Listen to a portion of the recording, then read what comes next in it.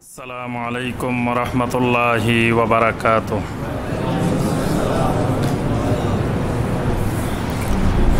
إن الحمد لله نحمده ونستعينه ونستغفره ونعوذ بالله من شرور أنفسنا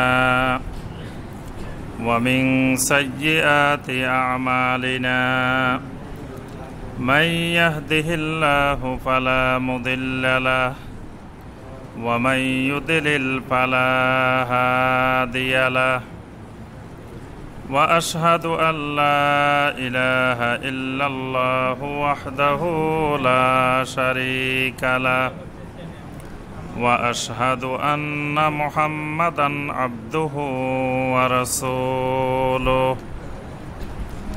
يا أيها الذين آمنوا اتقوا الله حق تقاته ولا تموتن إلا وأنتم مسلمون.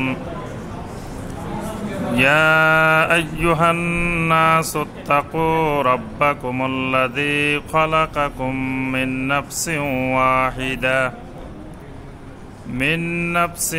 واحدة وخلق منها زوجها وبث منهما رجالا كثيرا ونساء.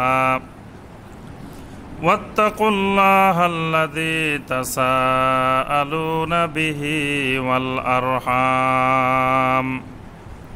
إن الله كان عليكم رقيبا. يا أيها الذين آمنوا اتقوا الله وقولوا قولا سديدا يصلح لكم أعمالكم ويغفر لكم ذنوبكم ومن يطع الله ورسوله فقد فاز فوزا عظيما. أما بعد فإن خير الحديث كتاب الله وخير الهدي هدي محمد صلى الله عليه وسلم وشر الأمور محدثاتها فإن كل محدثة بدعة وكل بدعة ضلالة وكل ضلالة في النار. اللهم صل على محمد وعلى آل محمد كما صليت على إبراهيم وعلى آل إبراهيم إنك حميد مجيد. اللهم بارك على محمد وعلى آل محمد كما باركت على إبراهيم وعلى آل إبراهيم إنك حميد مجيد.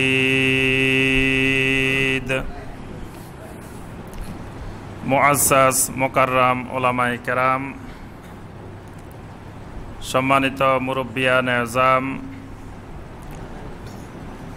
দিনদার মুসলিম ভাই এবং বোনেরা, আল্লাহ রাব্বুল আলামিনের দরবারে কোটি কোটি শুকরিয়া যে আল্লাহ রাব্বুল আলামিন আমাদেরকে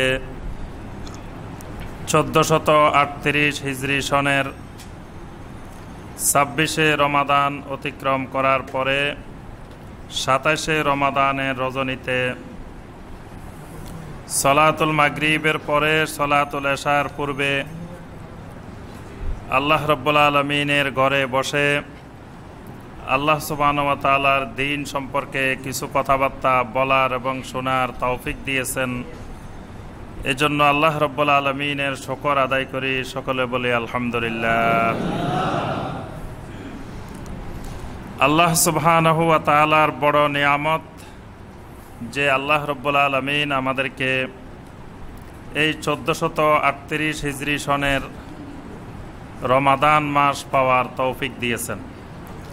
এটি আল্লাহ পাকের বিরাট বিরাট নিয়ামত। এবং এই শাহরে রমাদান পাওয়ার পরে সেই শাহরে রমাদান আমাদের থেকে বিদায় নেওয়ার পথে। আর 3-4 দিন পরেই শাহরে রমাদান আমাদের থেকে 1 বছরের জন্য বিদায় নিয়ে যাবে। আল্লাহ সুবহানাহু ওয়া তাআলার বড় ধরনের বড় মাপের মেহমান এই শাহরে রমাদান। সেই শাহরে রমাদান যখন সর্বশেষ দিকে বিদায় নেওয়ার পথে, সেই সময় আমাদের মুহাসাবার সময়, অর্থাৎ আত্মপর্যালোচনার সময়, যে আমরা এ পর্যন্ত কতটুকু আমলে সালেহ, কতটুকু ইবাদত বন্দেগীর মাধ্যমে এই শাহরে রমাদানের মেহমানদারি করতে পেরেছি, আর যেই কয়টা দিন বাকি আছে এই কয়টি দিন ভালোভাবে কাজে লাগানোর জন্য কি করা যায় এই ব্যাপারে পদক্ষেপ গ্রহণ করা। এটি হলো এই শেষ মুহূর্তের করণীয়। রমাদানের প্রথম 10 দিন থেকে মাঝের 10 দিন বেশি ফজিলতময়, মাঝের 10 দিন থেকে শেষের 10 দিন আরও বেশি ফজিলতময়। সুবহানাল্লাহ। এই জন্য রাসূলুল্লাহ সাল্লাল্লাহু আলাইহি ওয়াসাল্লাম প্রথম বছর এতেকাব করেছেন প্রথম 10 দিন, পরবর্তী বছর এতেকাব করেছেন মাঝের 10 দিন। পরবর্তীতে আল্লাহ সুবহানাহু ওয়া তাআলা নবী সাল্লাল্লাহু আলাইহি ওয়াসাল্লামকে জানিয়ে দিলেন যে লাইলাতুল কদর শেষ 10 দিনের ভিতরে। তখন নবী সাল্লাল্লাহু আলাইহি ওয়াসাল্লাম ইন্তেকাল পর্যন্ত শেষ 10 দিনেই এতেকাব করতেন। এই হাদিস থেকে, এই আমল থেকে বোঝা যায় যে রমাদানের সারা বছরের 11 মাস থেকে বেশি ফজিলত হলো রমাদানের প্রথম 10 দিন।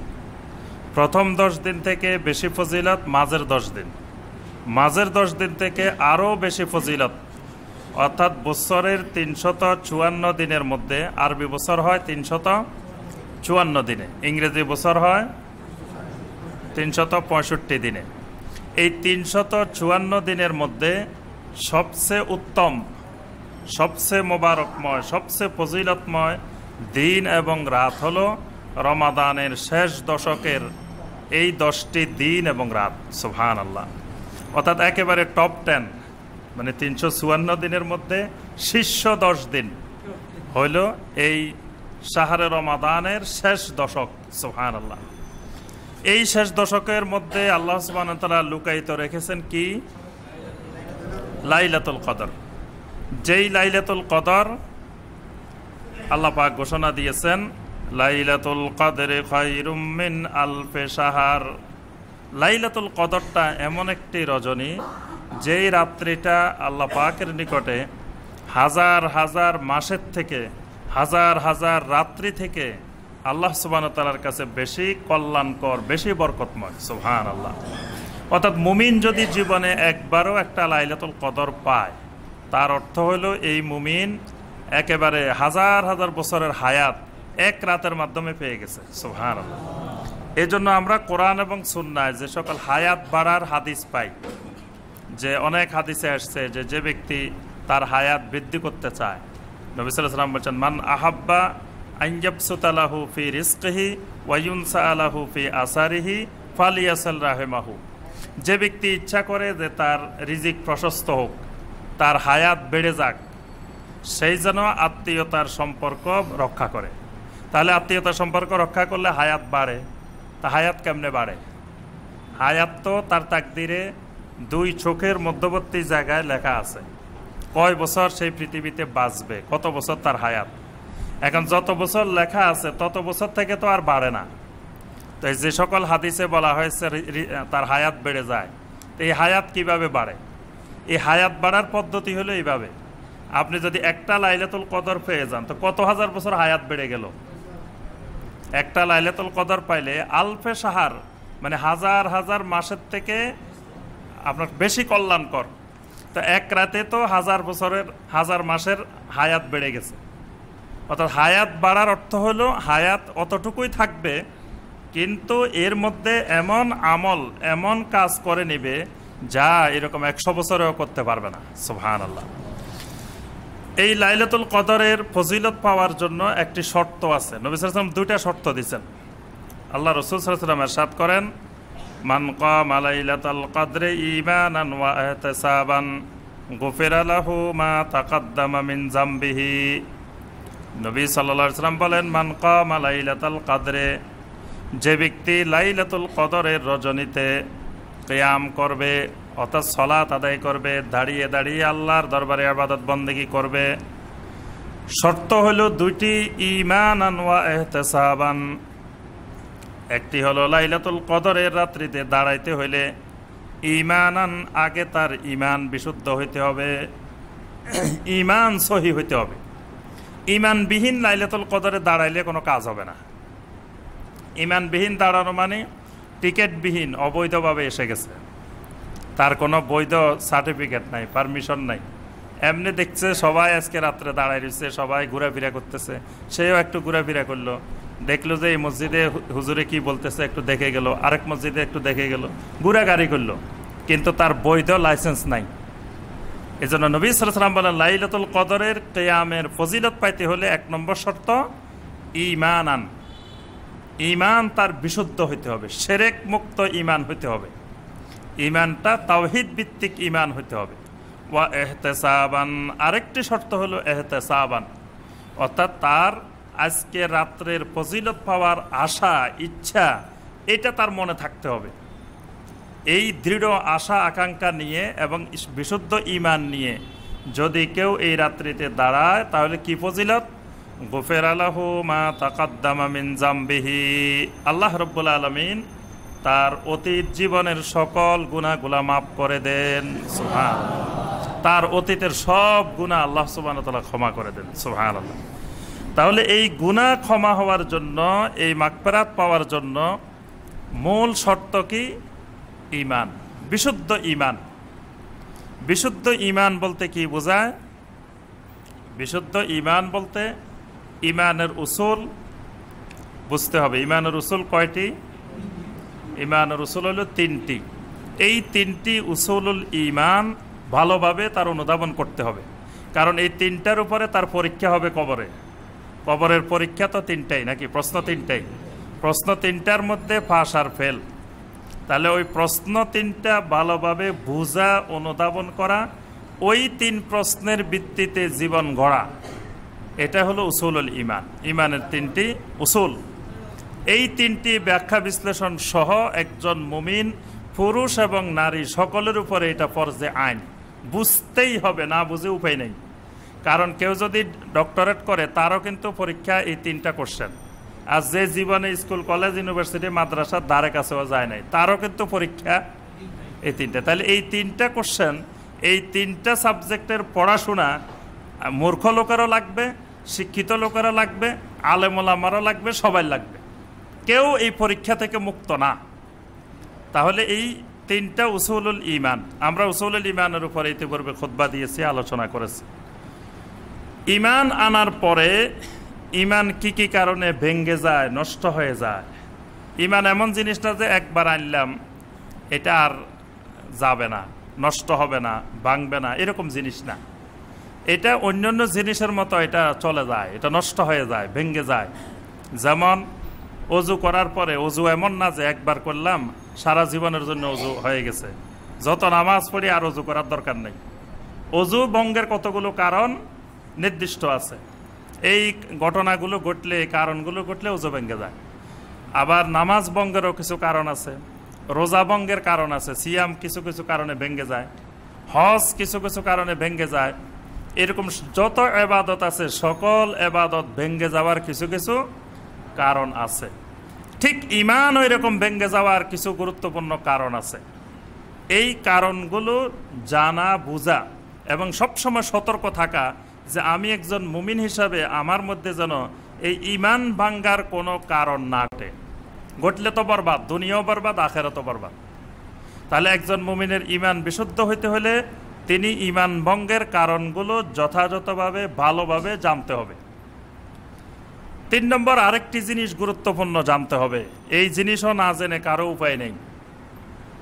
সেই জিনিসটি হলো আরকানুল ঈমান ওয়া আহকামুল ঈমান, ঈমানের আরকান এবং আহকাম জানতে হবে।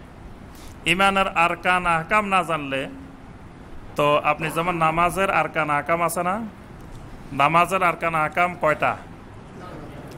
অনেকেই এখনো এটাও জানে না নাকি? নামাজের আরকান আহকাম কয় ফরজ? 13 ফরজ।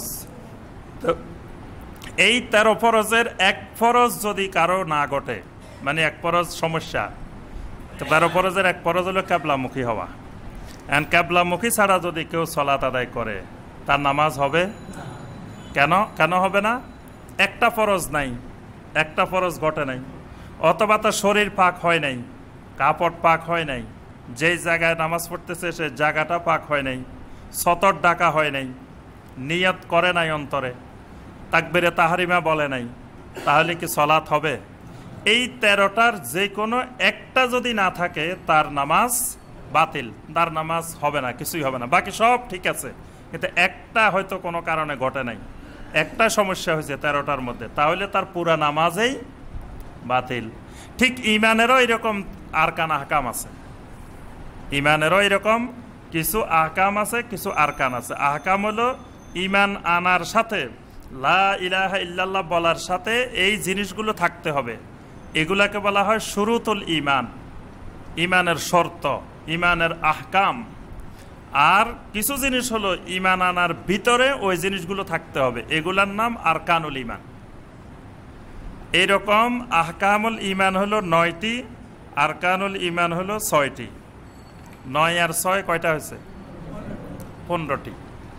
আজকে আমরা যে বিষয়টি আলোচনা করব এটা হলো ঈমানের আরকান আহকাম।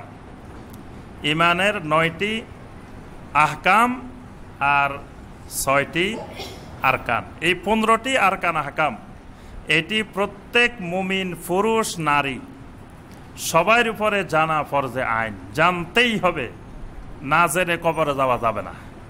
কারণ এই যে 15টার কথা বললাম 9 আর 6, এই 15টার একটা জায়গায় যদি সমস্যা থাকে তো সে আর ঈমান নিয়ে দুনিয়া থেকে যেতে পারবে না, সে কুফরি অবস্থায় দুনিয়া থেকে যেতে হবে, তাকে নেফাক অবস্থায় দুনিয়া থেকে যেতে হবে, মুনাফেক হয়ে অথবা কাফের হয়ে দুনিয়া থেকে যেতে হবে, যদি এই 9 আর 6 এই 15টা বিষয়ের কোনো এক জায়গায় সমস্যা থাকে। আমরা সবসময় আল্লাহ সুবহানাহু ওয়া তাআলার কাছে দোয়া করি, জানাজার নামাজে একটা দোয়া পড়ি না? জানাজার যে 3য় তাকবীরের পরে একটা দোয়া আছে, যেটা আমাদের দেশে বেশি কমন দোয়া, সেটা হলো আল্লাহুম্মা গফির লি হাইয়িনা ওয়া মাইয়িতিনা ওয়া শাহিদিনা ওয়া গায়িবিনা ওয়া সগীরিনা ওয়া কাবীরিনা ওয়া যাকারিনা ওয়া উনসানা আল্লাহুম্মা মান আহইয়াইতাহু মিন্না ফা আহইহি আলাল ইসলাম ওয়া মান তাওয়াফাইতাহু মিন্না ফাতাওয়াফাহু আলাল ঈমান। এই দোয়াটার মধ্যে প্রথম দিকে যা দোয়া করতেছে, শেষ দিকে এসে বলতেছে কি? আল্লাহুম্মা মান আহইয়াইতাহু মিন্না, হে আল্লাহ আমাদের মধ্য থেকে যাদেরকে তুমি জীবিত রাখবা, দুনিয়াতে হায়াত রাখবা, আরো কয়দিন বাঁচবে, ফা আহইহি আলাল ইসলাম, তাদেরকে ইসলামের উপরে জীবিত রাখো। ওয়ামান তাওয়াফাইতাহু মিন্না, আর এই জানাজার মধ্যে যারা শরীক হয়েছে এদের মধ্য থেকে যাদেরকে তুমি মৃত্যু দিবা, যখন আমাদের মৃত্যু আসবে, ফাতাওয়াফাহু আলাল ঈমান, তখন আমাদের মৃত্যুটা ঈমানের উপরে দিও। সুবহানাল্লাহ, মৃত্যুটা ঈমানের উপরে দিও। তাহলে আল্লাহর কাছে আমাদের ফরিয়াদ হলো মৃত্যুটা যেন ঈমানের উপরে হয়।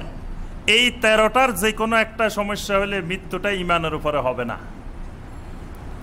মৃত্যুটা যদি ঈমানের উপরে না হয় তো দুনিয়াও বরবাদ, আখিরাতও বরবাদ। আপনার সব ঠিক আছে, কিন্তু মৃত্যুটা ঈমানের উপরে হয় নাই। তো বুঝতে হবে আপনার সারা জীবনের 70 বছর 80 বছর এইটাও বৃথা, ওই আখিরাতের বারজাখী জীবনের, আখিরাতের জীবনের কোটি কোটি বছর সেটাও বৃথা, সব বরবাদ। তাহলে ঈমানটা মৃত্যুর উপরে হওয়া এটা একটা জরুরি বিষয়, দুনিয়া এবং আখিরাত দুইটার জন্য জরুরি বিষয়। এজন্য ঈমানের আরকান আহকাম এই 15 ফরজ, 9 ফরজ আর 6 ফরজ, এই 15 ফরজ বিস্তারিত ব্যাখ্যা সহকারে প্রত্যেক নারী পুরুষকে জানা ফরজে আইন। কারণ এটার সাথে ঈমানের বিষয় জড়িত। আমরা ঈমান আনার সময় দুইটা ঈমান আমাদের দেশে প্রসিদ্ধ আছে, একটা হলো ঈমানে মুজমাল আর একটা হলো ঈমানে মুফাসসাল। ঈমানে মুজমাল যেটা, সেখানে আমরা কি বলি, আমানতু বিল্লাহি কামা হুয়া বিআসমাইহি ওয়া সিফাতিহি ওয়া কাবিলতু জামিয়া আহকামিহি ওয়া আরকানিহি। এই ঈমানে মুজমালের ভিতরে কি বলতেছি, আমানতু বিল্লাহ, আল্লাহ রাব্বুল আলামিনের উপরে ঈমান আনলাম, কামা হুয়া বিআসমাইহি ওয়া সিফাতিহি, যে আল্লাহ রাব্বুল আলামিন তার নাম এবং তার সিফাতের ব্যাপারে যেভাবে বর্ণনা করেছেন সেইভাবে, কোনো প্রকারের ব্যাখ্যা বিশ্লেষণ তাবিল ছাড়া আল্লাহ সুবহানাহু ওয়া তাআলা যেভাবে তার নাম এবং সিফাতকে বর্ণনা করেছেন সেইভাবেই আমি ঈমান আনলাম। ওয়া কাবিলতু জামিয়া আহকামিহি ওয়া আরকানিহি, এবং আমি ঈমানের সকল আহকাম এবং আরকানকে কবুল করলাম। ঈমানের সকল আহকামও কবুল করছি, সকল আরকানও কবুল করছি। তাহলে দেখেন এখানে ঈমানের আরকান আহকামের কথা আমাদের বাঙালি মুসলমান যতজন আছে সবাই কিন্তু মুখস্থ, যে ঈমানের আহকাম এবং আরকান এই সবগুলো আমি কবুল করলাম। কোনো লোক বিয়ে করতে গেছে, তো বিয়ে করার সময় হুজুরে কিন্তু যখন আগ পড়ান তখন কিন্তু কতগুলা কথাবার্তা বলেন, বলার পরে জিজ্ঞাসা করেন যে এই শর্তে এত টাকা মোহরানা এত এত বিষয়ের ভিত্তিতে আপনি কি রাজি আছেন? তো তখন ওই যিনি বিয়ে করতে গেছেন তিনি কি বলেন, আমি কবুল করলাম, আলহামদুলিল্লাহ আমি কবুল করলাম। উনি কবুল করছেন, কবুল করার দ্বারা বিয়ে হয়ে যায়, এক পক্ষ থেকে ইজাব আর এক পক্ষ থেকে কবুল। এখন যেই লোক বিয়ে করতেছেন, এই লোক কাকে বিয়ে করতেছেন, কোথায় বিয়ে করতেছেন, কোনো কিছু খবর নিলেন না। খবর না নিয়ে কেউ কি কোনোদিন বলে যে আমি কবুল করলাম? একটা পাগল মেয়ে আনি যদি তারে কয় যে এই শর্তে আপনাকে বিয়ে করে দিলাম, হে কি কইবা আলহামদুলিল্লাহ কবুল করলাম? অর্থাৎ আগে সব খোঁজ খবর নিয়ে, পাত্রী দেখে, পাত্রীর বংশ দেখে, তারপরে যৌতুক কত টাকা দিবে সেটা আগে দরদাম ঠিক করে, তারপরে কতজন খাওয়াইবো এটা আগে ঠিকঠাক করে, তারপরে কোন জায়গায় কি কি লাগবে না লাগবে সব ঠিকঠাক করার পরে যাই তো ইমাম হুজুর বলেন যে আপনি কবুল বলেন, বলে যে কবুল করলাম। এর আগ পর্যন্ত কিন্তু কবুল বলে না, সব জেনে শুনে। তাহলে দেখেন মানুষ কত পাগল, শয়তানের ধোকাটা কেমন, চক্রান্তটা মারাত্মক। ইমানের বেলায় আহকাম কি তারও খবর নিল না, আরকান কি তারও খবর নিল না, বলতেছে ওয়া কাবিলতু জামিয়া আহকামিহি ওয়া আরকানিহি, সব আহকাম আরকান কবুল করছে, কবুল করে ফেলছে, কিন্তু কোনো খবরে নাই, জানেই না কি কবুল করছে সেটাই জানে না। এই দেশের সকল মুসলমান কিন্তু এই ইমানে মুজমাল জানে, ওয়া কাবিলতু জামিয়া আহকামিহি ওয়া আরকানি সবাই জানে। কিন্তু যদি জিজ্ঞাসা করেন ভাই ইমানের আরকান আহকাম যে কবুল করছেন কয়টা আরকান আহকাম, বাকিগুলো বলার দূরের কথা কয়টা সেটাই বলতে পারবে না, এমনি কবুল করে ফেলছে। এই কবুল দিয়ে ইমানের উপরে মৃত্যু কারো নসিব হবে না, না জেনে না শুনে কবুল করলাম। এই কবুল হলো মানে না জেনে কোনো খোঁজ খবর না নিয়ে কবুল। আর কাফের মুশরিকেরা যেটা কবুল করে নাই সেটা জেনে শুনে বুঝে শুনে কবুল করে নাই। তারা লা ইলাহা ইল্লাল্লাহর আরকানও জানতো আর আহকামও জানতো, এইটা করলে লাভ কতটুকু ক্ষতি কতটুকু সেটাও জানতো, সব জেনে তারপরে তারা ঘোষণা দিছে যে আমরা লা ইলাহা ইল্লাল্লাহ কবুল করলাম না। আব্দুল মুত্তালিবের যে মিল্লাত, এই মিল্লাতের উপরে যখন আবু তালেবকে তো আমরা সবাই চিনি, আবু তালেব নবী সাল্লাল্লাহু আলাইহি ওয়াসাল্লামের কি হন? চাচা, মানে খালি চাচা না, একেবারে অতি আদরের প্রিয় চাচা। যেই চাচা নবী সাল্লাল্লাহু আলাইহি ওয়াসাল্লামের বাবা মারা যাওয়ার পরে, দাদা মারা যাওয়ার পরে যেই চাচা সর্বাত্মকভাবে তাকে লালন পালন করছেন, সহযোগিতা করছেন, ব্যবসা বাণিজ্য শিখাইছেন, যা করা দরকার সব করছেন, সেই চাচা যখন মারা যাচ্ছেন তখন নবী সাল্লাল্লাহু আলাইহি ওয়াসাল্লাম গিয়ে কি বলছেন? ইয়া আম্মি কুল লা ইলাহা ইল্লাল্লাহ ওয়া হাজ্জুকা বিহি ইয়াউমাল কিয়ামা। চাচা আপনি শুধু লা ইলাহা ইল্লাল্লাহ বলেন, ইন্নী ওয়া হাজ্জুকা বিহি ইয়াউমাল কিয়ামা, কিয়ামতের ময়দানে আমি ওই লা ইলাহা ইল্লাল্লাহকে আল্লাহ রাব্বুল আলামিনের সামনে হুজ্জাত হিসাবে পেশ করব। সুবহানাল্লাহ, আল্লাহর সামনে আমি দলিল হিসাবে পেশ করব এই লা ইলাহা ইল্লাল্লাহকে। এন্ড আবু তালেব লা ইলাহা ইল্লাল্লাহ বলে ফেললে অসুবিধা কি ছিল? তো বলে ফেলতে পারতো লা ইলাহা ইল্লাল্লাহ, কিন্তু আবু তালেব অনেক চিন্তা ভাবনা করছে। চিন্তা ভাবনা করার পরে সর্বশেষ ঘোষণা দিছে, ইন্নী আলা মিল্লাতে আব্দুল মুত্তালিব, আমার সর্বশেষ ঘোষণা, আমি লা ইলাহা ইল্লাল্লাহ গ্রহণ করলাম না, আমি আব্দুল মুত্তালিবের মিল্লাতের উপরেই আছি। আব্দুল মুত্তালিবের মিল্লাতের উপরেই আমি আছি, আমি লা ইলাহা ইল্লাল্লাহ কবুল করলাম না। তাহলে এই কবুল কেন করে নাই? সে বুঝছে যে লা ইলাহা ইল্লাল্লাহ কবুল করলে এটার আরকান কি, আহকাম কি, এইগুলো সব সে জেনে শুনেই কবুল করে নাই।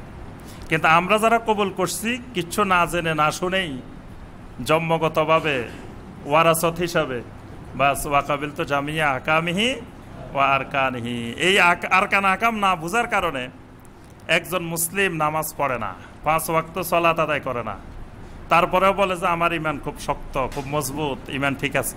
কারণ এটা ইমানে বুঝে নাই, ইমান কেমনে থাকে কেমনে না থাকে এটাই, এই নলেজটাই তো তার কাছে নাই। তো সে তো মনে করে যে আমি যদি যতবার প্রস্রাব পায়খানা করি আমার উজু কি ভাঙছে না, কারণ উজু ভঙ্গের কারণ জানে না। তো এই লোক তো ইমানের কোনো কারণেই জানে না, ইমান কি কারণে ভাঙ্গে সেটাও জানে না, উসুলও জানে না, আর কান আকামও জানে না। তো তার ইমান আছে কি নেই সেটাও তো সে বুঝে না। এই জন্য অসংখ্য শিরক করার পরে, কুফরি করার পরে, নেফাকি কাজ করার পরেও মনে করে যে ইমান আছে। এটার মূল কারণ সেই ইমানের আরকান আহকাম জানে না। আমরা আসি ইমানের বিষয়। ইমান কাকে বলে? ইমান হলো হুয়া তাসদীকু বিল জানান ওয়াল ইকরারু বিল লিসান ওয়াল আমালু বিল আরকান। আহলুস সুন্নাহ ওয়াল জামাতের দৃষ্টিতে ইমান হলো লা ইলাহা ইল্লাল্লাহকে তাসদীকু বিল জানান, অন্তরে বিশ্বাস স্থাপন করা, ওয়াল ইকরারু বিল লিসান, জবানে সেটার ঘোষণা দেওয়া, স্বীকৃতি দেওয়া, ওয়াল আমালু বিল আরকান, এবং ইমানের আরকানগুলোর উপরে আমল করা, আরকানের উপরে আমল করা। এই তিনটার সমন্বয় হইল ইমান। অন্তরেও বিশ্বাস থাকতে হবে, মুখে ঘোষণাও থাকতে হবে, আবার আমলও থাকতে হবে। তাহলে আমল নাই, সলাত নাই, সিয়াম নাই, জাকাত নাই, হজ নাই, কোনো শরী আমল নাই, তারপরেও কয় যে ইমান আছে। কারণ ইমানের সংজ্ঞাই জানে না ইমান কাকে বলে। ইমান তিনটি জিনিসের সমন্বয় ইমান: অন্তরে বিশ্বাস, দৃঢ় বিশ্বাস, মৌখিক স্বীকৃতি, এবং আমলে বিল আরকান, আমল থাকতে হবে। আমলবিহীন ইমান থাকে না। ইমান আবার মাঝে মাঝে বেড়ে যায়, ইমান আবার কমেও যায়। ইমানের মাত্রা মাঝে মাঝে বাড়ে, মাঝে মাঝে কমে। সূরা তাওবার 124 নম্বর আয়াতে আল্লাহ পাক বলছেন, ওয়া ইযা মা উনজিলাত সূরাতুন ফামিনহুম মান ইয়াকুলু আইয়ুকুম যাদাতহু হাযিহি ঈমানা। যখন কোরআনে কারিমের কোন সূরা নাজিল হয় তখন তাদের মধ্য থেকে কেউ কেউ বলে থাকে, কোন জিনিস এই ঈমানকে আরো এদের বাড়িয়ে দিল। মানে কোরআনের একটা সূরা নাজিল হইলে মুমিনদের ঈমান আরো বেড়ে যায়। তা কাফের মুশরিকেরা বলে যে কোন জিনিস এদের ঈমানকে আরো বাড়িয়ে দিয়েছে। ফাআম্মাল্লাযীনা আমানু ফাযাদাতহুম ঈমানা ওয়া হুম ইস্তাবশিরুন। যারা ঈমানদার তাদের ঈমান, কোরআন যখন নাজিল হয়, সূরা যখন নাজিল হয়, কোরআনের আলোচনা হয়, তখন তাদের ঈমান অনেক বেড়ে যায়। সুবহানাল্লাহ। এখন আমরা কোরআনের আলোচনা করতেছি, এখন কিন্তু ঈমানের মাত্রা বেড়ে যাচ্ছে। কিন্তু আবার যখন বাসায় যাবেন, কালকে অফিসে যাবেন, দেখবেন যে ঈমানের মাত্রা আস্তে আস্তে কমে যাচ্ছে। ঈমান মাঝে মাঝে বাড়ে, আবার মাঝে মাঝে কমে। ঈমানের মূল যেই বাক্যটা, সেই বাক্যটা কি? লা ইলাহা ইল্লাল্লাহ। লা ইলাহা ইল্লাল্লাহটাই হলো ঈমান। বাকি যেগুলো আছে সেগুলো ঈমানের আনুষঙ্গিক অন্যান্য বিষয়। মূল ঈমানের বাক্য হলো লা ইলাহা ইল্লাল্লাহ। আচ্ছা, লা ইলাহা ইল্লাল্লাহর অর্থটা কি? প্রথম বাংলা অর্থ বলেন। লা ইলাহা ইল্লাল্লাহর বাংলা অর্থ কি? আল্লাহ সুবহানাহু ওয়া তাআলা ছাড়া সত্যিকারের হক কোনো মাবুদ নাই। এই কালেমার অর্থের মধ্যেও আমাদের দেশে সমস্যা আছে। অনেকে বলে যে আল্লাহ ছাড়া কোনো মাবুদ নাই। এটা কালেমার সঠিক অর্থ না। আল্লাহ ছাড়া মাবুদ আছে, হাজার হাজার মাবুদ আছে। মাবুদ মানে যার ইবাদত করা হয় সেটাই মাবুদ। পৃথিবীতে অসংখ্য মানুষ সূর্যের ইবাদত করে, সূর্য একটা মাবুদ, চন্দ্রের ইবাদত করে, চন্দ্র একটা মাবুদ, তুলসী গাছের ইবাদত করে, তুলসী গাছ মাবুদ, গরুর ইবাদত করে, গরু মাবুদ, আগুনের ইবাদত করে, আগুন একটা মাবুদ, মূর্তির ইবাদত করে, মূর্তি একটা মাবুদ। এরকম হাজার হাজার মাবুদ। তা আপনাকে কে বলছে আল্লাহ ছাড়া মাবুদ নাই? মাবুদ তো আছে। এই জন্য লা ইলাহা ইল্লাল্লাহর অর্থ হলো লা মাবুদা বিহাক্কিন ইল্লাল্লাহ, আল্লাহ সুবহানাহু ওয়া তাআলা ছাড়া হক সত্যিকারের কোনো মাবুদ নেই। বাকি সবগুলা বাতিল মাবুদ, নকল মাবুদ। মাবুদ একমাত্র আল্লাহ রাব্বুল আলামিন, যিনি খালেক তিনি মাবুদ, যিনি সমস্ত সৃষ্টি জগৎ আসমান জমিন যা সৃষ্টি করেছেন তিনি একমাত্র মাবুদ। আর বাকি যত মাবুদ আছে এগুলো সব নকল মাবুদ, বাতিল মাবুদ। এই জন্য প্রথম শিখতে হবে লা ইলাহা ইল্লাল্লাহর অর্থ। লা ইলাহা ইল্লাল্লাহর অর্থ হলো লা মাবুদা বিহাক্কিন ইল্লাল্লাহ। এটা আরবি ব্যাকরণের নিয়ম অনুযায়ী লা ইলাহা বলার পরে ইলাহার পরে একটা শব্দ উজ্জ আছে। এই উজ্জ শব্দটাই হলো বিহাক্কিন, মানে হক কোন মাবুদ ইলা নাই আল্লাহ সুবহানাহু ওয়া তাআলা ছাড়া। বাকি যা আছে মাবুদ সব বাতিল মাবুদ। এবার আসি আমরা ইমানের আহকাম শারায়েত। এই লা ইলাহা ইল্লাল্লাহ বলার সাথে সাথে 9টি ইমানের আর আহকাম, অর্থাৎ লা ইলাহা ইল্লাল্লাহর সাথে এই 9টি বিষয় সম্পৃক্ত থাকবে। এর একটা বিষয় যদি সম্পৃক্ত না থাকে তো ওই লা ইলাহা ইল্লাল্লাহ বললে ইমানদার হবে না। এই জন্য যে লা ইলাহা ইল্লাল্লাহ বললে জান্নাতে যাবে, নবী সাল্লাল্লাহু আলাইহি ওয়াসাল্লাম বলছেন মান ক্বালা লা ইলাহা ইল্লাল্লাহ দাখালাল জান্নাহ, যে ব্যক্তি বলবে লা ইলাহা ইল্লাল্লাহ সে জান্নাতে যাবে। সুবহানাল্লাহ। মান কানা আখিরা কালামিহি লা ইলাহা ইল্লাল্লাহ দাখালাল জান্নাহ, যার সর্বশেষ আখের কালাম হবে লা ইলাহা ইল্লাল্লাহ দাখালাল জান্নাহ। এটা কোন লা ইলাহা ইল্লাল্লাহ? ওই লা ইলাহা ইল্লাল্লাহ তো মুনাফিকরাও বলছে। আব্দুল্লাহ ইবনে উবাই কি লা ইলাহা ইল্লাল্লাহ বলে নাই? তারপরেও সে মুনাফিক হয়ে জাহান্নামী হয়ে মারা গেল কেন? অর্থাৎ লা ইলাহা ইল্লাল্লাহ মৌখিকভাবে বলার সাথে সাথে তার এই 9টি শর্ত তার সাথে থাকতে হবে। এই 9টি শর্তের দ্বারা যদি লা ইলাহা ইল্লাল্লাহ বলে ওই লা ইলাহা ইল্লাল্লাহ তাকে জান্নাতে নিবে। কিন্তু যেই লা ইলাহা ইল্লাল্লাহর সাথে এই 9টি শর্ত থাকবে না সেই লা ইলাহা ইল্লাল্লাহ জান্নাতে নিবে না। সেই লা ইলাহা ইল্লাল্লাহ যে কেউ বলতে পারে, কাফের, মুশরিক, মুনাফিক, হিন্দু, বৌদ্ধ, ইহুদি, খ্রিস্টান সবাই তো লা ইলাহা ইল্লাল্লাহ বলতে পারে। লা ইলাহা ইল্লাল্লাহ বলতে অসুবিধা আছে না, এটা উচ্চারণ করা তো সহজ। কিন্তু ইমানদারের লা ইলাহা ইল্লাল্লাহর সাথে 9টি শর্ত যুক্ত থাকবে। 1 নম্বর যে শর্তটি সেটি হলো আল ইলমু আল মুনাফি লিল জাহাল। লা ইলাহা ইল্লাল্লাহর এলেম লাগবে, এলেম। এটা 1 নম্বর শর্ত। মানে না জেনে না বুঝে লা ইলাহা ইল্লাল্লাহ বলা যাবে না।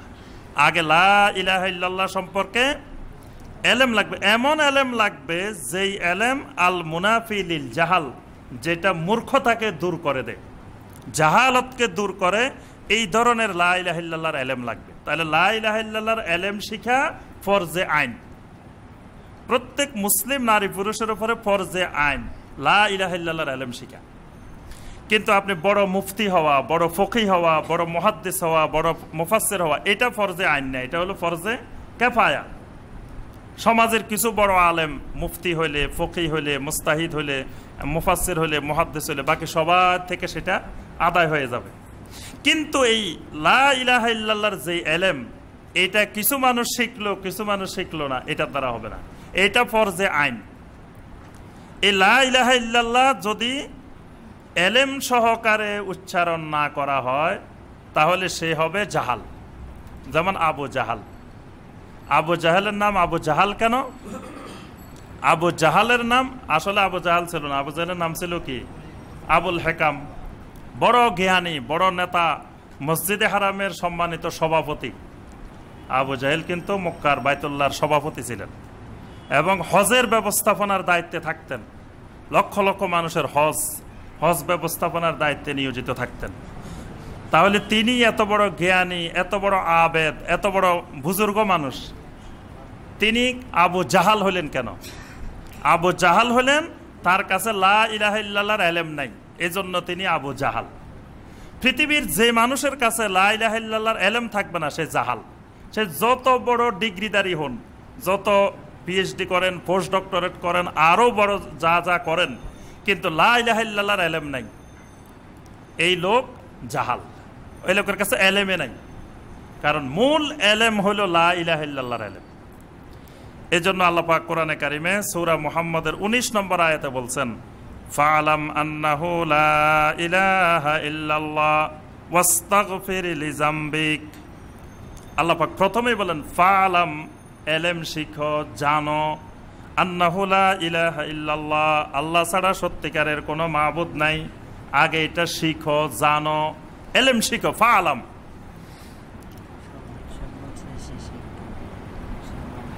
ওয়াস্তাগফির লিযামবিক, এই এলেম শিখার পরে তোমার গুনার জন্য ওই লা ইলাহা ইল্লাল্লাহর কাছে ইস্তিগফার করো।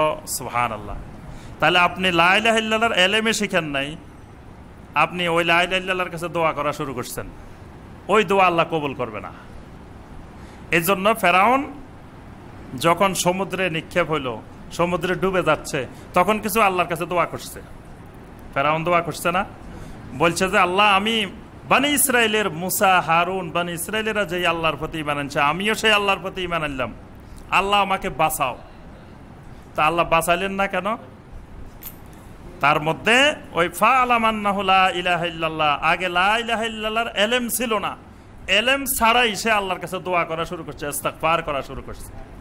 এজন্য সূরা মুহাম্মদের 19 নম্বর আয়াতে আল্লাহ পাক স্পষ্ট করে দিলেন, ফাআলাম আন্নাহু লা ইলাহা ইল্লাল্লাহ ওয়াস্তাগফির লিযামবিক, প্রথমে তুমি এলেম শিখো লা ইলাহা ইল্লাল্লাহ, আল্লাহ ছাড়া কোনো সত্যিকারের মাবুদ নাই। ওয়াস্তাগফির লিযামবিক, এরপরে তোমার গুনাহের জন্য ওই লা ইলাহা ইল্লাল্লাহর কাছে ইস্তিগফার করো। সুবহানাল্লাহ। আপনার যখন লা ইলাহা ইল্লাল্লাহর এলেম হয়ে যাবে, তখন আপনি ইস্তিগফারও করা লাগবে না, অটোমেটিক সব গুনাহ মাফ হয়ে যাবে। সুবহানাল্লাহ। শুধু যদি লা ইলাহা ইল্লাল্লাহর এলেম হয়। অসংখ্য সাহাবায়ে কেরাম হাজার হাজার অপরাধ করার পরে নবী সাল্লাল্লাহু আলাইহি ওয়াসাল্লামের কাছে এসে বলছেন লা ইলাহা ইল্লাল্লাহ, এই লা ইলাহা ইল্লাল্লাহর সাথে সাথে আল্লাহ পাক সমস্ত গুনাহ মাফ করে দিয়েছেন। সুবহানাল্লাহ। কাব ইবনে জোহাইর রাদিয়াল্লাহু তাআলা আনহু, তার আরেক ভাই ছিলেন বুজাইর ইবনে জোহাইর। এই দুই ভাই আরবের বড় বড় দুই কবি। তাদের বাবার নাম হলো জোহাইর বিন আবি সুলমা। জোহাইর বিন আবি সুলমা তিনি নবী সাল্লাল্লাহু আলাইহি ওয়াসাল্লামের জন্য অপেক্ষা করছিলেন, কিন্তু নবী সাল্লাল্লাহু আলাইহি ওয়াসাল্লামকে তিনি পান নাই। তিনি জাহেলি যুগের 7 কবির এক কবি জোহাইর বিন আবি সুলমা। তিনি তার কবিতায় অসংখ্য জায়গায় আল্লাহর তাওহীদ নিয়ে কথা আলোচনা করেছেন। তো মৃত্যুর সময় তার পরিবারে 70 জন কবি ছিল জোহাইর বিন আবি সুলমার পরিবারে। ওই পরিবারে ওই বংশের লোকেরা কবিতা ছাড়া কথা বলতো না। মা ছেলের সাথে কবিতা দিয়ে কথা বলতো, ছেলে মায়ের সাথে কবিতা দিয়ে কথা বলতো। সেই জোহাইর বিন আবি সুলমা মৃত্যুর সময় 2 ছেলেকে ডাকছেন, ডেকে বললেন, শোনো, আমি মুহাম্মদ রাসূলুল্লাহ সাল্লাল্লাহু আলাইহি ওয়াসাল্লামের জন্য অপেক্ষা করছি, কিন্তু পাই নাই। তো তোমরা যদি পাও তাহলে মুহাম্মদ রাসূলুল্লাহ সাল্লাল্লাহু আলাইহি ওয়াসাল্লামের উপরে ঈমান আনবা। সুবহানাল্লাহ। আল্লাহ রাসূল সাল্লাল্লাহু আলাইহি ওয়াসাল্লাম যখন আসলেন, এখন 2 ভাই রওনা দিচ্ছেন নবী সাল্লাল্লাহু আলাইহি ওয়াসাল্লামের কাছে। রাস্তা আরো অনেক ঘটনা ঘটছে। সর্বশেষ এক ভাই নবী সাল্লাল্লাহু আলাইহি ওয়াসাল্লামের কাছে গেলেন, আরেক ভাই নবী সাল্লাল্লাহু আলাইহি ওয়াসাল্লামের কাছে যান নাই। বুজাইর গেলেন আর কাব ইবনে জোহাইর যান নাই। বুজাইর গিয়ে দেখলেন যে বাবা যেভাবে বলছেন সেইভাবেই উনি আল্লাহ রাসূল সাল্লাল্লাহু আলাইহি ওয়াসাল্লাম, উনি ইসলাম গ্রহণ করলেন। কিন্তু কাব ইবনে জোহাইর যখন যান নাই, তিনি ভাই ইসলাম গ্রহণ করার কারণে তিনি কিছু কবিতা লিখলেন, যেই কবিতাগুলো দিয়ে আল্লাহ রসুলকেও গালিগালাজ করলেন, পাশাপাশি ভাইকেও গালিগালাজ করলেন। এমন কঠিন ভাষায় গালিগালাজ করছেন, নবী সাল্লাল্লাহু আলাইহি ওয়াসাল্লামের কাছে যখন কবিতাগুলো শোনানো হইল, তখন নবী সাল্লাল্লাহু আলাইহি ওয়াসাল্লাম বললেন, ইন্নী আহাদেরু দামাহু, আমি তার রক্তকে হালাল করে দিলাম, মানে তাকে যেখানে পাও হত্যা করো। এমন জঘন্য ভাষায় কবিতা লিখছেন। আচ্ছা, সর্বশেষ উনি বিভিন্ন জায়গায় লুকিয়ে পালিয়ে সর্বশেষ তিনি নবী সাল্লাল্লাহু আলাইহি ওয়াসাল্লামের সামনে হাজির হয়েছেন। হাজির হওয়ার পরে নবী সাল্লাল্লাহু আলাইহি ওয়াসাল্লাম কিন্তু চিনেন নাই তাকে। নবী সাল্লাল্লাহু আলাইহি ওয়াসাল্লাম তার রক্ত হালাল করছেন, কিন্তু জীবনে কোনোদিন তার চেহারা দেখেন নাই। এখন নবী সাল্লাল্লাহু আলাইহি ওয়াসাল্লামের কাছে আসছে, আবু বকর রাদিয়াল্লাহু তাআলা নিয়ে আসছেন, লা ইলাহা ইল্লাল্লাহ বলে ফেলছে। বলার পরে আবু বকর রাদিয়াল্লাহু তাআলা জিজ্ঞাসা করলেন, ইয়া রাসূলুল্লাহ সাল্লাল্লাহু আলাইহি ওয়াসাল্লাম, যাকে আপনি লা ইলাহা ইল্লাল্লাহ পড়াইলেন তাকে কি চিনেন? নবী সাল্লাল্লাহু আলাইহি ওয়াসাল্লাম চেহারার দিকে তাকায় বললেন, না, আমি তো তাকে চিনি না। তো আবু বকর রাদিয়াল্লাহু তাআলা তখন কাব বিন জুয়াইর বলে উঠতেন, আনা আলাহা কাব ইয়া রাসূলুল্লাহ, হে আল্লাহ রাসূল সাল্লাল্লাহু আলাইহি ওয়াসাল্লাম, আপনি যেই কাবের রক্ত হালাল করেছেন আমি সেই কাব। আচ্ছা এবার বলেন, এতক্ষণ নবী সাল্লাল্লাহু আলাইহি ওয়াসাল্লাম তার রক্ত হালাল করে দিয়েছেন, তাকে যেখানে পাওয়া যাবে হত্যা করা হবে। এখন কি আর লা ইলাহা ইল্লাল্লাহর পরে হত্যা করা যাবে? এখন নবী সাল্লাল্লাহু আলাইহি ওয়াসাল্লাম বললেন যে তুমি লা ইলাহা ইল্লাল্লাহ বলার কারণে ওই তোমার রক্ত হালাল থেকে এখন তোমার রক্ত হারাম হয়ে গেছে। সুবহানাল্লাহ। তাহলে এই লা ইলাহা ইল্লাল্লাহর পরে এই যে কাব ইবনে জুহাইর ইসলামকে গালিগালাজ করলেন, নবী সাল্লাল্লাহু আলাইহি ওয়াসাল্লামকে গালিগালাজ করলেন, এই সব গালিগালাজ সব গুনাহ আল্লাহ সুবহানাহু ওয়া তাআলা এমনি মাফ করে দিয়েছেন। সুবহানাল্লাহ। তাহলে কিসে মাফ করে দিছে? লা ইলাহা ইল্লাল্লাহ। লা ইলাহা ইল্লাল্লাহ যদি এলেম সহকারে জেনে শুনে লা ইলাহা ইল্লাল্লাহ বলে তো এমনিই গুনাহ মাফ হয়ে যায়। সুবহানাল্লাহ। আর লা ইলাহা ইল্লাল্লাহর এলেম নাই, আল্লাহর কাছে মাপ চাইতে চাইতে চাইতে চাইতে সারা জীবন শেষ করে দিলেও মাপ হবে না। তাহলে লা ইলাহা ইল্লাল্লাহর সাথে গুনাহ মাফ হওয়ার সম্পর্ক নিহিত।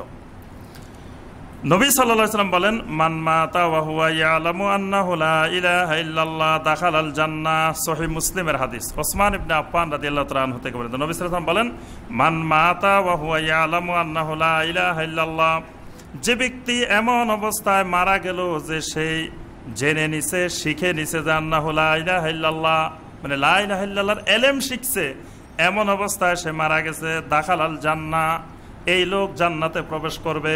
সুবহানাল্লাহ। তাহলে মারা যাওয়ার সময় শর্ত হলো ওয়া হুয়া ইয়ালামু, লা ইলাহা ইল্লাল্লাহর ইলম আছে, ইলম অবস্থায় মারা গেছে, তাহলে সে জান্নাতে যাবে।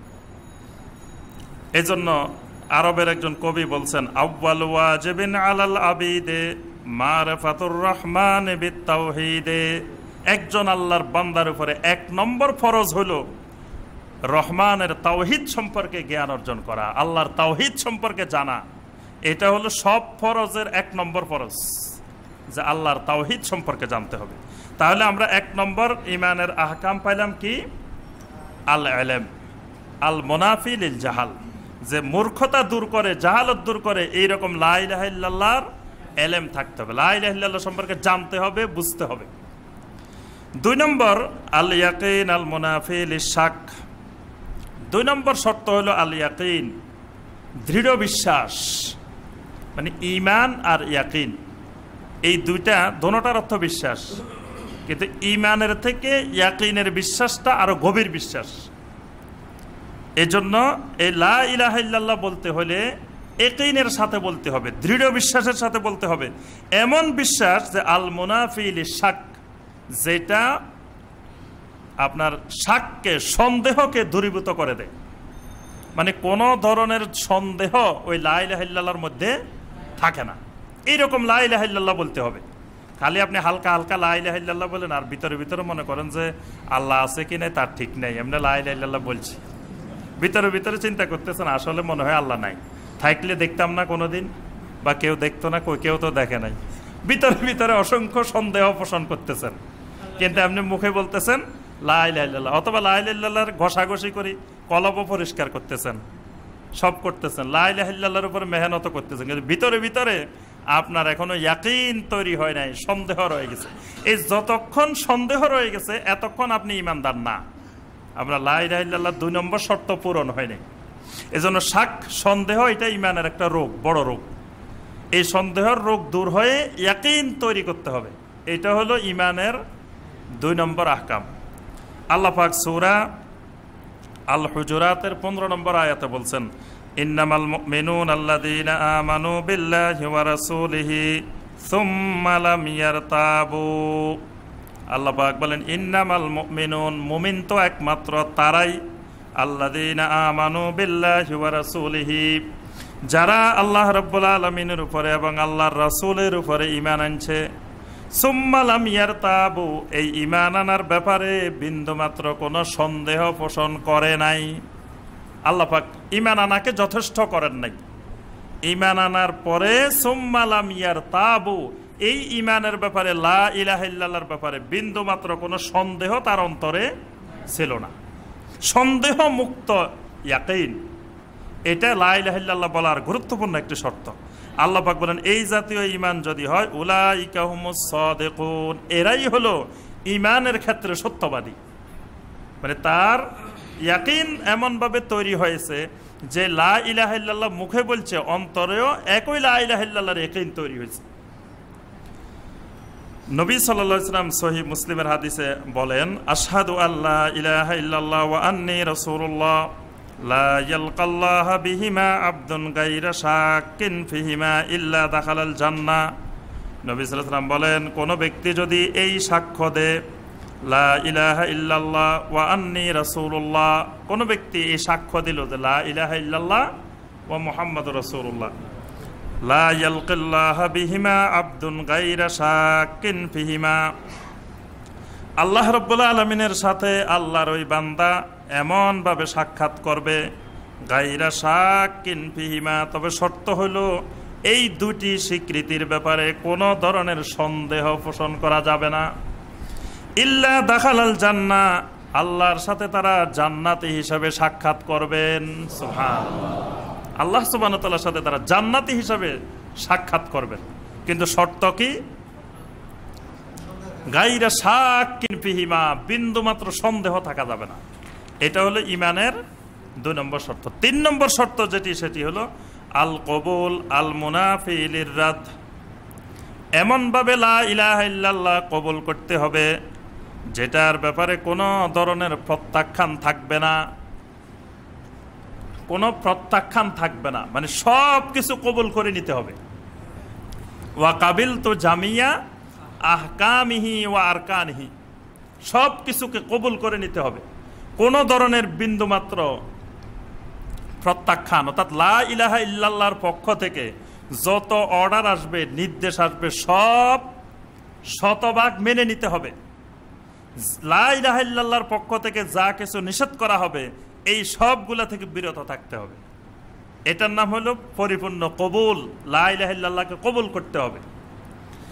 আপনি বিয়ে করছেন, স্ত্রী কবুল বলছেন, কিন্তু বললেন যে খাওয়া দাওয়ার দায়িত্ব আমি নিতে পারবো না, থাকার দায়িত্ব নিতে পারবো না, বা অন্য জায়গায় থাকবে, অন্য জায়গায় খাবে, আমি এমনি কবুল করছি, তাহলে কি কবুল হবে?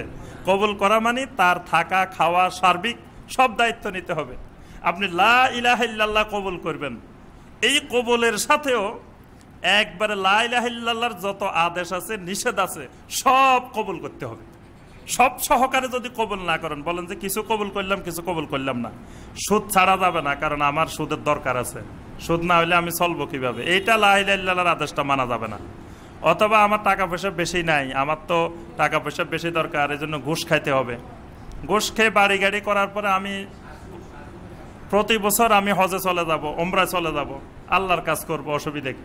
মানে পুরোপুরি কবুল করি নাই, কিছু কবুল করছেন কিছু কবুল করেন নাই, উনি এখনো লা ইলাহা ইল্লাল্লাহর উপরে ঈমান আনতে পারেন নাই। আল্লাহ পাক সূরা আল বাকারার 136 নম্বর আয়াতে বলছেন, কুলু আমান্না বিল্লাহি ওয়া মা উনজিলা ইলাইনা, ঈমানদাররা যারা ঈমান আনতে চাও তারা বলো, আমরা আল্লাহর উপরে ঈমান আনলাম, ওয়া মা উনজিলা ইলাইনা, যা কিছু আমাদের উপরে নাজিল করা হয়েছে এই সব কিছুর উপরে ঈমান আনলাম। যা নাজিল করা হয়েছে সব কিছুর উপরে ঈমান আনছি, কিছু ঈমান আনা কিছু ঈমান আনলাম না, এটা লা ইলাহা ইল্লাল্লাহ হবে না।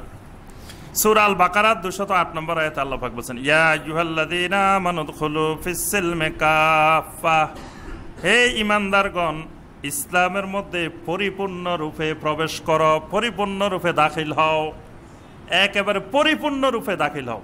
যে মনে করলে তো আমি হাত ভিতরে দিলাম, পা ভিতরে দিলাম, কিছু বাইরে রাখলাম, এরকম করা যাবে না।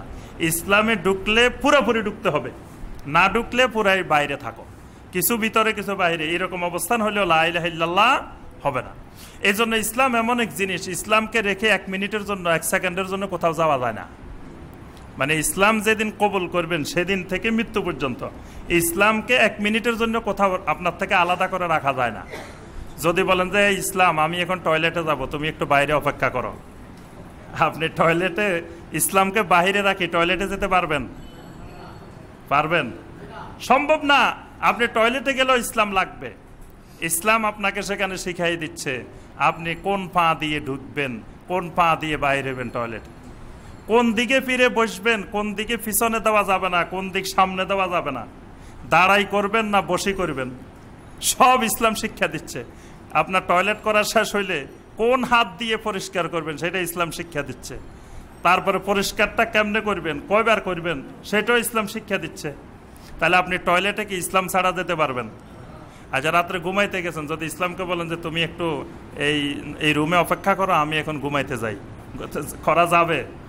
যেখানেই যান, অফিসে যান, আদালতে যান, শিক্ষা প্রতিষ্ঠানে যান, চাকরি স্থলে যান, ব্যবসা বাণিজ্যের জায়গায় যান, কোনো জায়গায় লা ইলাহা ইল্লাল্লাহকে রেখে 1 মিনিটের জন্য রাখা যাবে না।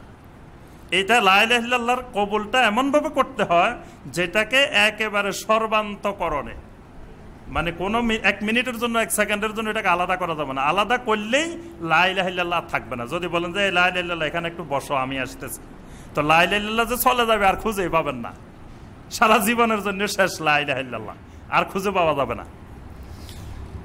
আল্লাহ পাক সূরা সাফফাতের 35 থেকে 37 নম্বর আয়াতে বলেন, ইন্নাহুম কানু ইযা কিলা লাহুম লা ইলাহা ইল্লাল্লাহ ইস্তাকবিরুন। এদেরকে যখন বলা হয় তোমরা লা ইলাহা ইল্লাল্লাহ বলো, তখন তারা অহংকার প্রদর্শন করতে থাকে। ওয়া ইয়াকুলুনা আইন্না লাতারিকু আলিহাতিনা লিশাইরিম মাজনুন। আর তারা বলতে থাকে, আমরা কি আমাদের এত মাবুদদেরকে ছেড়ে দিব একজন পাগল কবির কথায়? এখানে নবী সাল্লাল্লাহু আলাইহি ওয়াসাল্লামকে মুশরিকেরা বলতেছে যে নবী সাল্লাল্লাহু আলাইহি ওয়াসাল্লাম মাজনুন এবং শায়ের, নাউজুবিল্লাহ, যে একজন পাগল, একজন কবির কথায় কি আমরা আমাদের এতগুলা মাবুদ এদেরকে আমরা ছেড়ে দিব? বাল জাআ বিল হাক্কি ওয়া সাদাকাল মুরসালিন। আল্লাহ পাক বলেন, আমার রাসূল যা কিছু নিয়ে এসেছেন সব হক, এবং আমার রাসূলেরা যা বলেছেন সত্য বলেছেন। সুবহানাল্লাহ। তাহলে এখানে ওই যে মুশরিকেরা যে কথাটা বলতেছে যে আইন্না লাতারিকু আলিহাতিনা, আমরা কি আমাদের মাবুদদেরকে ছেড়ে দিব? তাহলে লা ইলাহা ইল্লাল্লাহ কবুল করলে সব মাবুদ ছেড়ে দিতে হবে, আগুন মাবুদ ছেড়ে দিতে হবে, আগুন মাবুদ রাখা যাবে না। কিন্তু আমাদের দেশে আমরা লা ইলাহা ইল্লাল্লাহ আছে, আগুন মাবুদও আছে। বাচ্চা বাইরে থেকে আসলে, কেউ বাইরে থেকে আসলে আগে আগুন দিয়ে একটু করে নাও, আগুন দিয়ে, আগুনের পূজা, অগ্নি পূজা। তারপরে দেখবেন বাচ্চা দুনিয়াতে আসে সারে নাই, গলার মধ্যে এতগুলা তামিমা, বিভিন্ন রকমের তামিমা গলার মধ্যে, হাতের মধ্যে, সব জায়গায়। আল্লাহর উপরে তাকদীর নাই, বিশ্বাস নাই। বাইরে হওয়ার সময় এখানে একটা কালো ফোঁটা, যে কেউ যাতে মুখ দোষ লাগাতে না পারে, মুখ দোষ লাগালে তার মুখে জ্বলে যাবে, এটা দিলে। এই জাতীয় অসংখ্য শিরক, মানে লা ইলাহা ইল্লাল্লাহ বলার পরেও অসংখ্য মাবুদ সাথে আছে, অসংখ্য মাবুদ ছাড়তে পারে নাই। নবী সাল্লাল্লাহু আলাইহি ওয়াসাল্লাম হাদিসের মধ্যে বলেন, সহিহ ইবনে হিব্বানের হাদিস, ইন্নী লা উআল্লিমু কালিমাতাল্লাহ ইয়াকুলুহা আবদুন হাক্কান মিন কলবিহি ফায়ামুতু আলা যালিক ইল্লা হারামাহুল্লাহু আলান নার। নবী সাল্লাল্লাহু আলাইহি ওয়াসাল্লাম বলেন, আমি তোমাদেরকে এমন একটা কালেমা শিখাই দিব, এই কালেমাটা যদি আল্লাহর কোনো বান্দা বলে, হাক্কান মিন কালবিহি, শর্ত হলো বলতে হবে কালবের ভিতর থেকে, হক ভাবে, অন্তর থেকে সত্য বিশ্বাস করে কালেমাটা বলতে হবে, লা ইলাহা ইল্লাল্লাহ বলতে হবে। ফায়ামুতু আলা যালিকা, এই অবস্থার উপরে যদি, লা ইলাহা ইল্লাল্লাহর উপরে যদি লোকটা মারা যায়, ইল্লা হারামাহুল্লাহু আলান নার, আল্লাহ রাব্বুল আলামিন লোকটার জন্য জাহান্নামের আগুনকে হারাম করে দিবেন। সুবহানাল্লাহ। সেই কালেমাটা হলো লা ইলাহা ইল্লাল্লাহ, লা ইলাহা ইল্লাল্লাহ। তাহলে লা ইলাহা ইল্লাল্লাহ বলতে হলে যে লা ইলাহা ইল্লাল্লাহ জাহান্নামের আগুন হারাম করবে, সেটা বলার শর্ত হলো হাক্কান মিন কালবিহি, অন্তর থেকে, সর্বান্তকরণে অন্তর থেকে বলতে হবে। 4 নম্বর শর্ত যেটি, সেটি হলো আলেন কিয়াদু আল মুনাফি লিত-তারক, পরিপূর্ণরূপে আত্মসমর্পণ। এনকিয়াদ মানে কয়েদ লাগানো, হ্যান্ডকাপ লাগাই নেওয়া। একজন মুসলিম তিনি নিজেকে পরিপূর্ণ আত্মসমর্পণ করতে হবে লা ইলাহা ইল্লাল্লাহ বলার পরে। আল্লাহর কাছে পরিপূর্ণ আত্মসমর্পণ যদি কেউ না করে, বলে যে কিছু আত্মসমর্পণ করলাম, কিছু করলাম না, তাহলে এই লোক যত লা ইলাহা ইল্লাল্লাহ বলুক, কিন্তু সে মুমিন হইতে পারবে না। আল্লাহ পাক সূরা জুমারের 54 নম্বর আয়াতে বলছেন, ওয়া আনিবু ইলা রাব্বিকুম ওয়া আসলিমু লাহু, ওয়া আনিবু ইলা রাব্বিকুম, তোমরা তোমাদের রবের দিকে ফিরে আসো, ওয়া আসলিমু লাহু, এবং ওই রবের কাছে পরিপূর্ণ আত্মসমর্পণ করো। ঈমান আনতে হলে রবের কাছে পরিপূর্ণ আত্মসমর্পণ করতেই হবে। সূরা লোকমানের 22 নম্বর আয়াত, ওয়া মান ইউসলিম ওয়াজহাহু ইলাল্লাহি ওয়া হুয়া মুহসিনুন ফাকাদ ইসতামসাকা বিল উরওয়াতিল বুসকা। আল্লাহ রাব্বুল আলামিন বলেন, যে ব্যক্তি আল্লাহর দিকে পরিপূর্ণরূপে আত্মসমর্পণ করবে, ওয়া হুয়া মুহসিনুন, সেই মুহসিন। সুবহানাল্লাহ। যে পরিপূর্ণ আত্মসমর্পণ করবে সেই হলো মুহসিন। আর সে এমন এক শক্ত রশি ধরল, যে রশি দুনিয়ার সব মেশিন দিয়ে কাটার চেষ্টা করলেও কাটা যাবে না। সুবহানাল্লাহ। 5 নম্বর শর্ত যেটি, সেটি হলো as-sidqu আল-মুনাফি লিল কাযিব। এমনভাবে কালেমাকে সত্যায়ন করতে হবে, লা ইলাহা ইল্লাল্লাহকে, যেটা সকল ধরনের মিথ্যাকে দূরীভূত করে দেয়। মানে কালেমার সত্যায়ন, এমনভাবে লা ইলাহা ইল্লাল্লাহকে সত্যায়ন করতে হবে যে কোনো ধরনের মিথ্যার অবকাশ এর মধ্যে থাকবে না। আল্লাহ পাক সূরা তাওবার 119 নম্বর আয়াতে বলছেন, ইয়া আইয়ুহাল্লাযীনা আমানুত্তাকুল্লাহা ওয়া কুনু মা'আস সাদিকিন, হে ঈমানদারগণ আল্লাহকে ভয় করো, ওয়া কুনু মা'আস সাদিকিন, ঈমানের ব্যাপারে সত্যবাদী হয়ে যাও, ঈমানের ব্যাপারে সিদক হয়ে যাও, সাদিকিন হয়ে যাও। আলিফ লাম মিম, আহাসিবান নাসু আন ইউতরাকু আন ইয়াকুলু আমান্না ওয়া হুম লা ইফতানুন। সূরা আল-আনকাবুতের 1 থেকে 3। আল্লাহ পাক বলেন, মানুষ কি মনে করে নিয়েছে যে সে আমান্না বললে সে পার পেয়ে যাবে? ওয়া হুম লা ইফতানুন, অথচ তাকে পরীক্ষা করা হবে না। লা ইলাহা ইল্লাল্লাহ বললে, লা ইলাহা ইল্লাল্লাহর অনেক পরীক্ষা আছে। এই পরীক্ষায় উত্তীর্ণ না হলে, সে যদি এই সকল পরীক্ষায় নিজেকে সত্য মুমিন হিসাবে পরিচয় দিতে না পারে, তাহলে লা ইলাহা ইল্লাল্লাহ কোনো কাজে আসবে না। সূরা আল মুনাফিকুনের 1 নম্বর আয়াত আল্লাহ পাক বলছেন, ইজা জাআকাল মুনাফিকুনা ক্বালু নাশহাদু ইন্নাকা লারাসূলুল্লাহ। মুনাফিকরা যখন আপনার কাছে আসে, তখন আসি বলে, নাশহাদু ইন্নাকা লারাসূলুল্লাহ, আমরা সাক্ষ্য দিচ্ছি আপনি আল্লাহর রাসূল। মুনাফিকরা এসে নবী সাল্লাল্লাহু আলাইহি ওয়াসাল্লামকে বলতেছে, নাশহাদু ইন্নাকা লারাসূলুল্লাহ, আমরা সাক্ষ্য দিচ্ছি আপনি আল্লাহর রাসূল। তা আল্লাহ পাক বলতেছেন, ওয়াল্লাহু ইয়াশহাদু ইন্নাকা লারাসূলু, যে মুনাফিকরা সাক্ষ্য দেওয়ার দরকার নাই, আমি আল্লাহ সাক্ষ্য দিচ্ছি আপনি আমার রাসূল। আর ওয়াল্লাহু ইয়াশহাদু ইন্নাল মুনাফিকিনা লাকাযিবুন, আল্লাহ পাক সাক্ষ্য দিচ্ছেন এই মুনাফিকরা মিথ্যাবাদী। মানে মুখে বলতেছে যে আপনি আল্লাহ রাসূল, কিন্তু আসলে সেই অন্তর থেকে বলতেছে না, এরা মিথ্যাবাদী। আর মিথ্যাবাদী লা ইলাহা ইল্লাল্লাহ বললে সেই লা ইলাহা ইল্লাল্লাহর দ্বারা ঈমান আসবে না। 6 নম্বর যেটি ঈমানের আহকাম, সেটি হলো আল ইখলাস আল মুনাফি লিশরিকে, শিরক মুক্ত ইখলাস। মানে লা ইলাহা ইল্লাল্লাহটা বলতে হবে ইখলাসের সাথে, যেই ইখলাসের সাথে শিরক থাকবে না। মানে লা ইলাহা ইল্লাল্লাহ বলে আবার শিরকও করে, তো দুই লা ইলাহা ইল্লাল্লাহ এবং শিরক দুইটা এক জায়গায় অবস্থান করে না। হয় লা ইলাহা ইল্লাল্লাহ থাকবে, শিরক থাকবে না, অথবা শিরক থাকবে, লা ইলাহা ইল্লাল্লাহ থাকবে না। তাহলে শিরক থাকলে ওই লা ইলাহা ইল্লাল্লাহ বিদায় নিয়ে যায়, লা ইলাহা ইল্লাল্লাহ তার ভিতরে আর থাকে না। আল্লাহ পাক সূরা আল বাইয়িনার 5 নম্বর আয়াতে বলেছেন, ওয়ামা উমিরু ইল্লা লিয়াবুদুল্লাহ মুখলিসিনা লাহুদ্দিন, তাদেরকে নির্দেশ দেওয়া হয়েছে যে তারা আল্লাহর ইবাদত করবে মুখলিসিনা লাহুদ্দিন, খালেস ভাবে দ্বীনকে আল্লাহর জন্য নির্দিষ্ট করে। সূরা আন-নিসার 48 নম্বর আয়াত, ইন্নাল্লাহা লা ইয়াগফিরু আন ইউশরাকা বিহি ওয়া ইয়াগফিরু মা দুনা যালিকা লিমান ইয়াশা। আল্লাহ পাক বলেন, আল্লাহ রাব্বুল আলামিন শিরকের গুনাহকে ক্ষমা করবেন না। অন্যান্য গুনাহ আল্লাহ রাব্বুল আলামিন ইচ্ছা করলে ক্ষমা করে দিতে পারেন। তাহলে এখানে আল্লাহ পাক স্পষ্ট করে দিচ্ছেন, লা ইলাহা ইল্লাল্লাহর সাথে যদি শিরক থাকে, এটা আল্লাহ ক্ষমা করবেন না। এইজন্য এই লা ইলাহা ইল্লাল্লাহ তাকে জান্নাতে নিতে পারবে না। এজন্য লা ইলাহা ইল্লাল্লাহ বলার সাথে সাথে সকল শিরক মুক্ত হইতে হবে। আল্লাহ পাক সূরা আল কাহফের 110 নম্বর আয়াতে বলছেন, ফামান কানা ইয়ারজু লিকা রাব্বিহি ফালিয়ামাল আমালান সালিহা ওয়া লা ইউশরিক বিইবাদাতি রাব্বিহি আহাদা।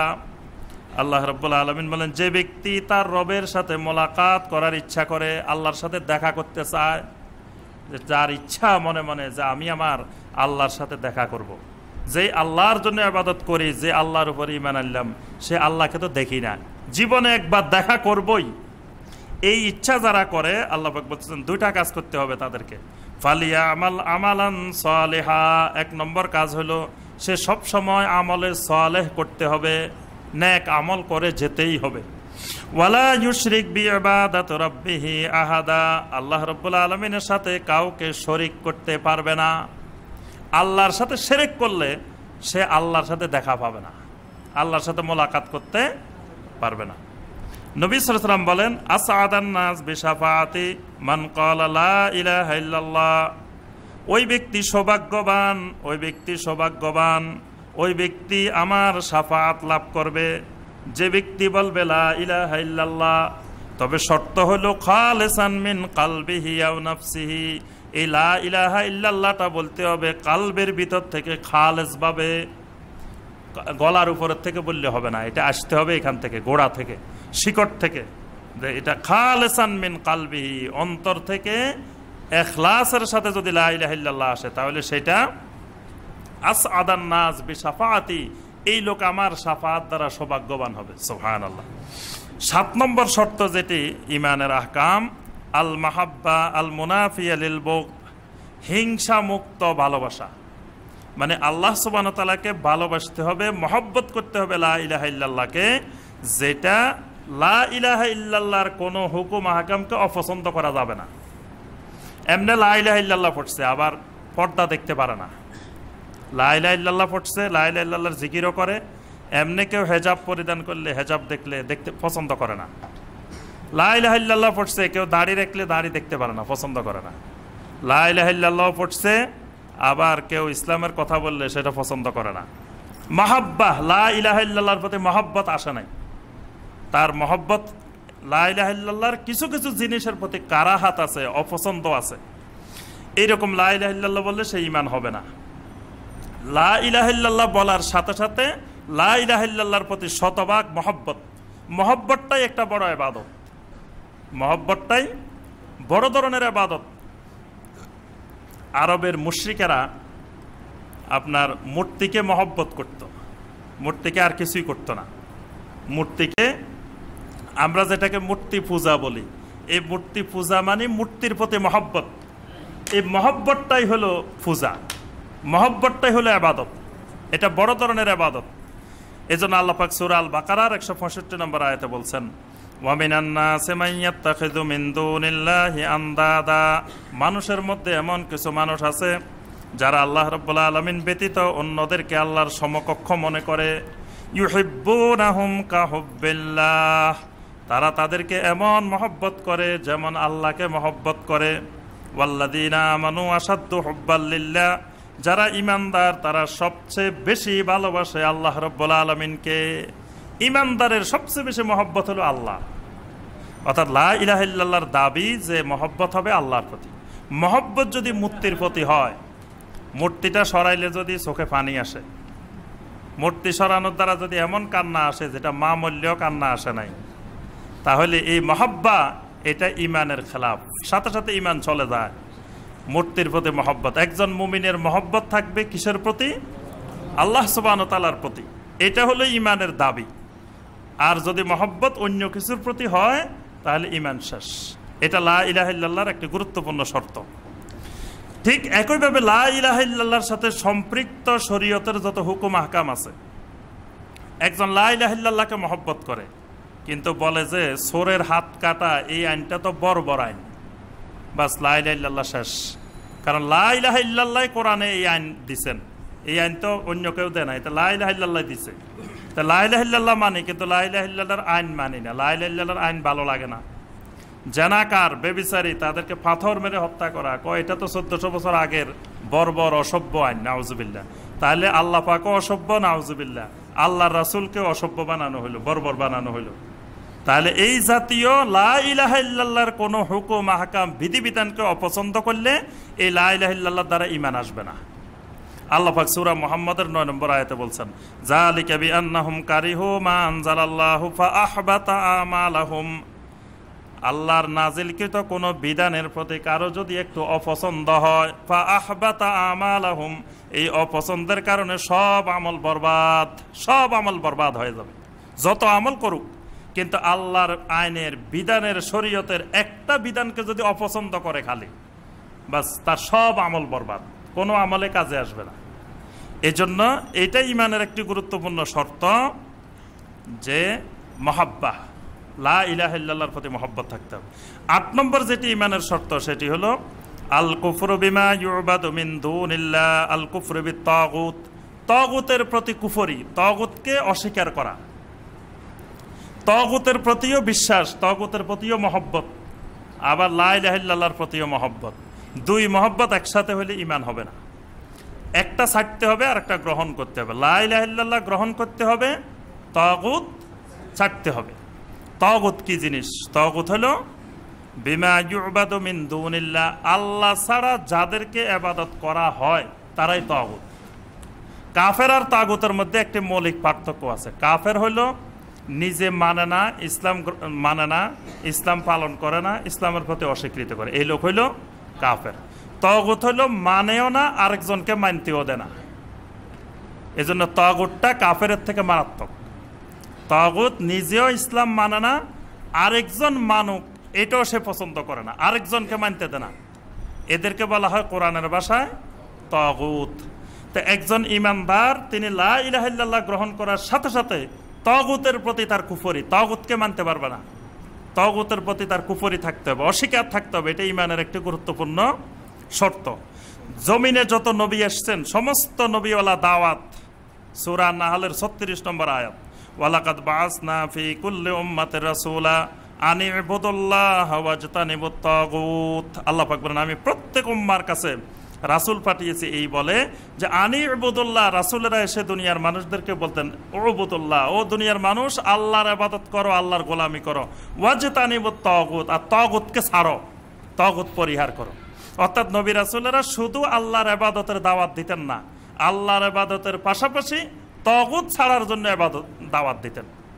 কিন্তু বর্তমানে আমরা অনেক ভাইকে দেখি যে ঈমানের দাওয়াত দেয়, আবার পাশাপাশি সারাদিন তাগুতের কাজ করে, তাগুতের পক্ষে সারাদিন কাজ করে, তাগুতের সাথে মহব্বত, তাগুতের সাথে লেনদেন, তাগুতের সাথে সম্পর্ক।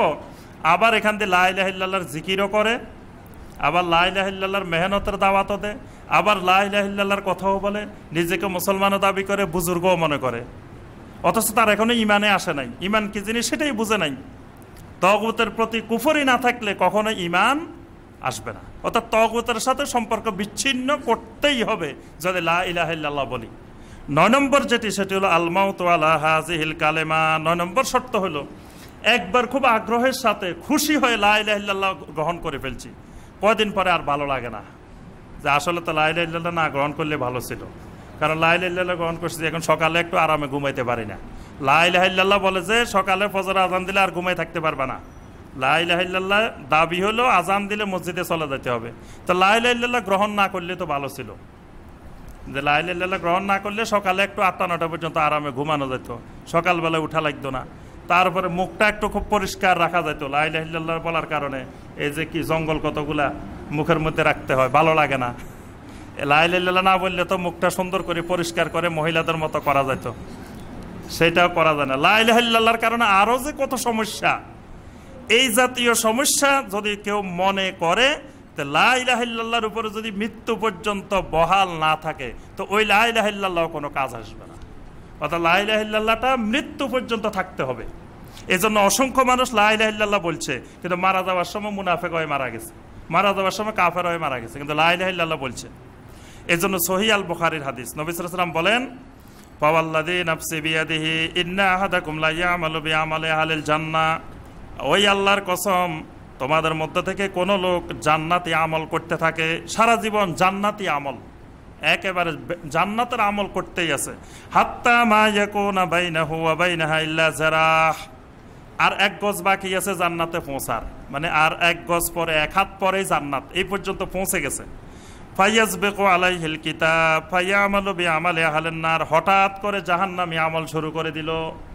ফায়াদখুলুহা, এই জাহান্নামী আমলের উপরে মারা গেছে, বাস তার সকল ঈমান লা ইলাহা ইল্লাল্লাহ বরবাদ।